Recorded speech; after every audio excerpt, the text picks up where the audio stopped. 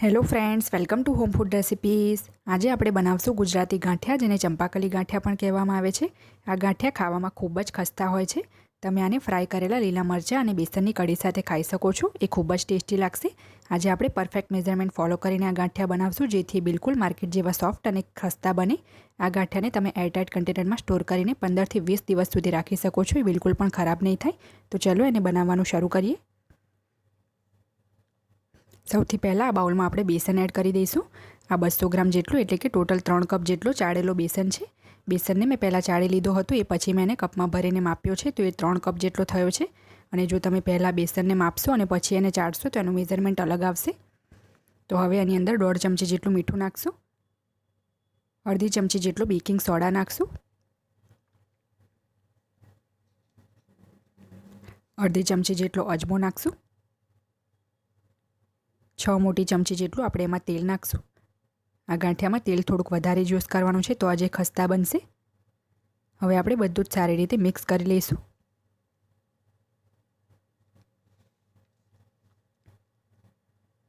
ખૂબ જ ઓછી સામગ્રીની અંદર આ ગાંઠિયા બની જાય છે।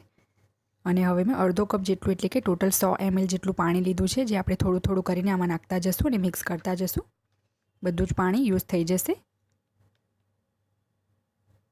આપણે આનો થોડોક સોફ્ટ લોટ જ બાંધવાનો છે। લોટ સહેજ પણ આપણે હાર્ડ નહીં રાખીએ, નહીં તો ગાંઠિયા બનાવતા નહીં ફાવે। તો બાકીનું બધું જ પાણી મેં અહીંયા એડ કરી દીધું છે।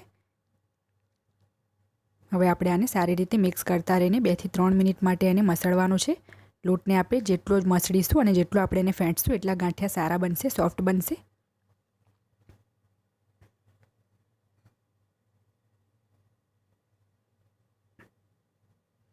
આ બેસન છે એટલે હાથમાં ખૂબ જ વધારે ચોંટે છે, તેમ છતાં પણ આપણે એને સારી રીતે મસળી લેવાનો છે। હવે આપણે વધારે પાણી એડ કરવાની આમાં જરૂર નહીં પડે।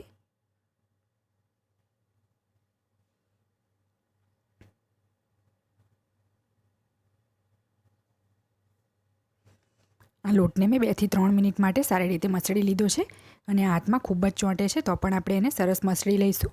તો મેં એને 2 થી 3 મિનિટ મસળી લીધો છે। અને હવે ગાંઠિયા બનાવવા માટે આ રીતનો જારો માર્કેટમાં રેડીમેડ મળી જ જાય છે। એને આપણે તેલ લગાવીને ગ્રીસ કરી લઈશું, જેથી આપણા ગાંઠિયા સારા બને।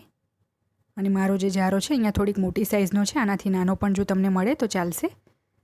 તેલ પણ મેં ગરમ કરવા મૂકી દીધું છે। તેલ જ્યારે સારી રીતે ગરમ થઈ જાય ત્યારે આપણે ગાંઠિયાનો જારો આ રીતે કઢાઈ પર મૂકી દઈશું અને એની આગળના જે 2 એંગલ્સ છે એ તમને કઢાઈમાં સારી રીતે ફિટ થઈ જશે। તો હવે થોડોક લોટ મેં લીધો છે અને એને મેં જારા પર મૂકીને આ રીતે આગળની તરફ ઘસ્યો છે। આ રીતે આપણે આગળની તરફ લાવશું, જે રીતે તમે વિડીયોમાં જોઈ શકો છો। આ પ્રોસેસ આપણે થોડીક સાવધાનીથી કરવાની છે। અને જ્યારે આપણે આ રીતે લોટ ઘસશું જારાની ઉપર, ત્યારે ગેસની ફ્લેમ આપણે મીડિયમ જ રાખવાની છે, કારણ કે જો ફાસ્ટ રાખશું તો તેલની વરાળથી આપણો હાથ દાઝશે અને જે કઢાઈ લેવાની છે આપણે એ પણ ગેસ પર બરાબર હલે નહીં ને સરસ સેટ થઈ જાય એ રીતની જ લેવાની છે। તો આ રીતે જારાને આ રીતે આપણે ટેપ કરી દઈશું, જેથી બધા જ ગાંઠિયા નીચે તૂટીને કઢાઈમાં પડી જાય। અને આ ગાંઠિયાને આપણે થોડીક સેકન્ડ માટે હવે ફ્રાય થવા દઈશું। થોડીક સેકન્ડ ફ્રાય થાય પછી જ આપણે એને જારા વડે પલટાવીને ફ્રાય કરવાના છે। તો હવે આપણે આને પલટાવી લઈશું। આ ગાંઠિયાને આપણે એકદમ વધારે ક્રિસ્પી નથી કરવાના, નહીં તો એ ખાવામાં કડક લાગશે। થોડાક ક્રિસ્પી થઈ જાય તો આપણે આને બહાર કાઢી લેવાના છે। ગાંઠિયા સરસ ફ્રાય થઈ ગયા છે, તો આને આપણે બહાર ટિશ્યુ પેપર ઉપર કાઢી લઈશું। બાકીના બધા જ ગાંઠિયા સેમ આ જ પ્રોસેસથી આપણે બનાવી લેવાના છે। તો ફ્રેન્ડ્સ, આપણા ચંપાકલી ગાંઠિયા બનીને તૈયાર છે। તમે આને એઝ અ સ્નેક ક્યારે પણ બનાવીને ખાઈ શકો છો। જો તમને મારી આ રેસીપી પસંદ આવે તો મારી ચેનલને લાઇક, શેર અને સબસ્ક્રાઈબ કરવાનું ના ભૂલતા। સબસ્ક્રાઈબ બટનની બાજુમાં જે બેલ આઇકન છે એને પણ દબાવો, જેથી તમને મારા દરેક નવા વિડીયોની નોટિફિકેશન મળતી રહે। જો તમારે મારો આ જ વિડીયો હિન્દીમાં જોવો હોય તો એની પણ મેં લિંક નીચે ડિસ્ક્રિપ્શન બોક્સમાં આપી દીધી છે। તો મળીએ નેક્સ્ટ વિડીયોમાં, ત્યાં સુધી આવજો।